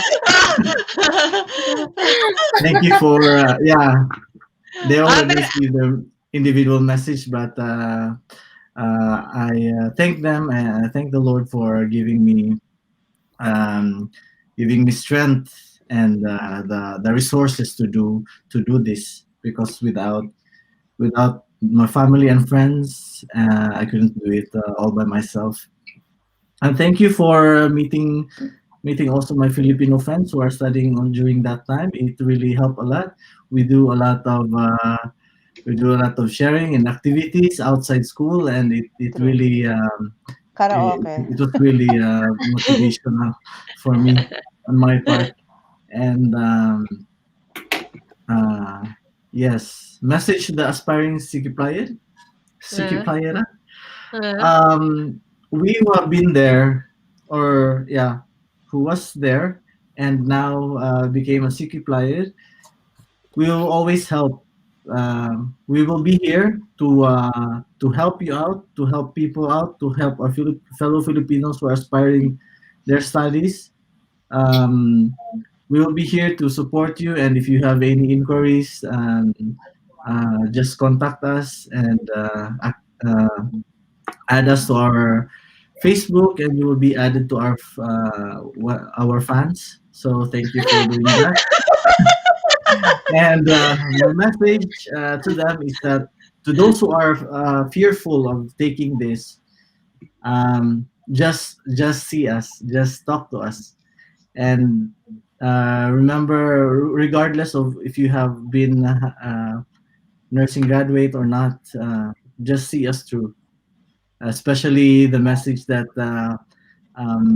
Gladys already said to you, we all can face struggles, and it's only being resilient and being able to fight and to face the struggle with you. So so just pursue your dream. We need to have that dream and pursue and uh, do anything you can to be able to achieve that dream. And it's only 3 years. It might be long for those who will take the bachelor, but I tell you, time really flies so fast. So just take it, grab the chance while you're young or younger, and there's now a 1 year study, so maybe it can apply to you. Um, if you can have a 1 year without work or just working on weekends, so you can do it. You can get many advices from Sally, I guess. So and all of our other friends who took the completerna. And so just being said, all of those, just pursue your dream, and um, may may we be an inspiration to all of the aspirants. And we will be here to support and retell how we did it through. Salamat. Maraming salamat, John Brian. Fanatic na yata ako. Okay. Miss Ralit, how about you? Ikaw na, message to those who supported you siguro muna. At Yeah. saka, sige. Yeah, to my to my Ralit supporters. just kidding, just kidding aside. Well, a message to those who have supported me, to my friends. So, thank you. My heart is full of gratefulness for all the motivational speeches. At the moments where I almost had to give up on my studies, you were there to pull me through, and I'm grateful for that. Maraming salamat for my teachers and Vaileder. Maybe I haven't spoken to them, but will eventually see this video of ours. I'm very grateful for sticking out with me, for teaching me the things that I have to learn. Thank you a lot. Grateful talaga yung puso ko sa lahat ng sumusuporta sa family ko in the Philippines, especially my mom. She's my go-to when I feel depressed.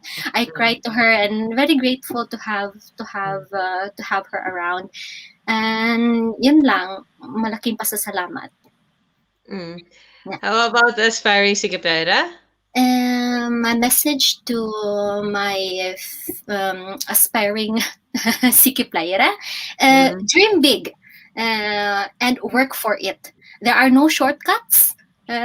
You have to go through the Norwegian language and go through the curriculum and get out of your comfort zone. Sa lahat ng to those who are deciding, discerning if they're gonna pursue this one, just get out of your comfort zone, because you'll never know until you try it.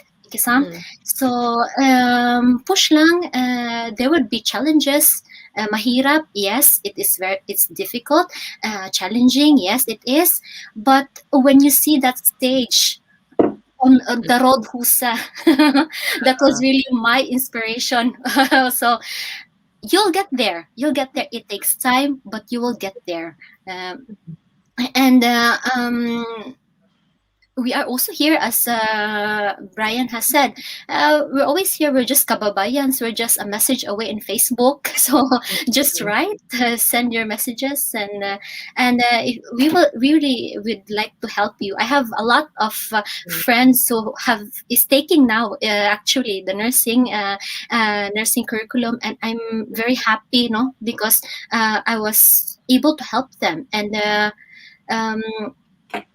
just push lang. Push more. Around it. And last but not the least, parang merong sinabi dito the power woman, the power spirit woman of Kish, Miss Gladys. Your message to to those fans na rin.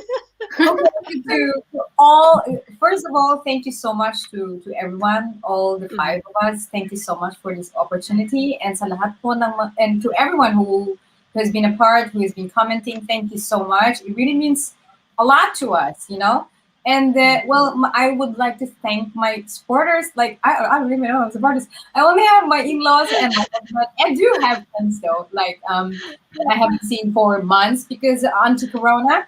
But my of course my family, who's all the way back in the Philippines. But at the same time, this is maybe the most important, like message that I could give to our aspiring sykepleie nurses.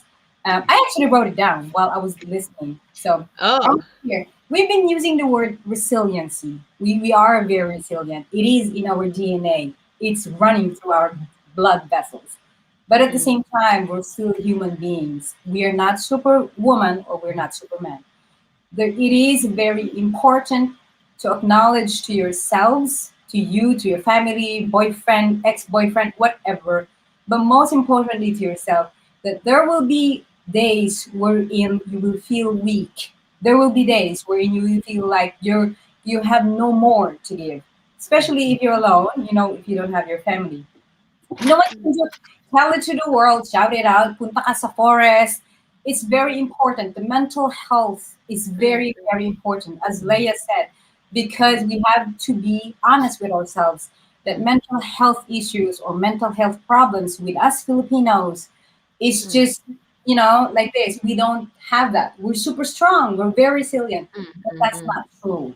It is very important to tell it to yourself that, you know what, I am in a terrible situation. I did not pass my exam, whatever. But you know what? Shout it out to the universe, pray to God, of course, and then focus back. Because you cannot, you have to stop worrying about things you can't control. Can you control with your grades? Can you control who's going to buy you your supervisor instructions? No. But you know what? You can alter your focus, your motivation to things you can do something with. And that is like, okay, I'm going to read more. I'm going to cut my social media. I'm going to like maybe save more money and not drink too much coffee in Nespresso or Starbucks, something like that. So I inspire everyone, and please message us. We would love to communicate with you, especially in this situation, Corona. I know everyone is, not feeling well right now, but please do use this time for your own benefit. There's so much to do. Like, para sa mga au pairs natin, I will always be an au pair from the bottom of my heart. The thing that you can do now while you're still an au pair is focus on your language. Talk to the kids, read some Barnaby kid, read the text on the TV, read those and ask, keep asking. Don't be shy to ask. Come out from your comfort zone, as Rolly said. That is the only way for you to improve and to challenge yourselves. And good luck. Yeah, very well said. Alam niyo, we're very lucky and blessed to have you guys here. Ang dami natin, 'di ba? 2 hours of parang puro words of wisdom lang. Exactly. Very thankful, and magrarandaan lang ako ng mga comments, and then we will absolute ng programa. Ito ay para din sa inyo to like ayan, nabasa na pala natin. Hello everyone. Ang gagaling ninyo at proud ako sa inyo. Miss Noemi is a retired nurse. Sa inyo at sa lahat ng Filipino nurses dito sa Norway. Nakaka-inspire naman po ang mga storya ng mga guests natin. Proud to be Pinoy nurse. Ang dami pong helpful info from each of our guests. If there's a will, there's a way indeed. And this is, nothing is impossible. Thanks, Miss Gladys. And yeah, I think this one is a friend of Leia and Brian. Praise the Lord. Congrats all. Yes, and Desiree, very inspiring. Salute to all. Ito yung sinasabi ko. From Kish, Ate Gladys, my spirit power woman. Bring that girl. Inspiring. Congrats po sa inyong lahat. Nurse here also, masarap na mahirap talaga to achieve that goal, pero kayang-kaya. Nang matapos ang bachelor, nakalimutan ng lahat ng hirap. I enrolled again in video planning, master's level.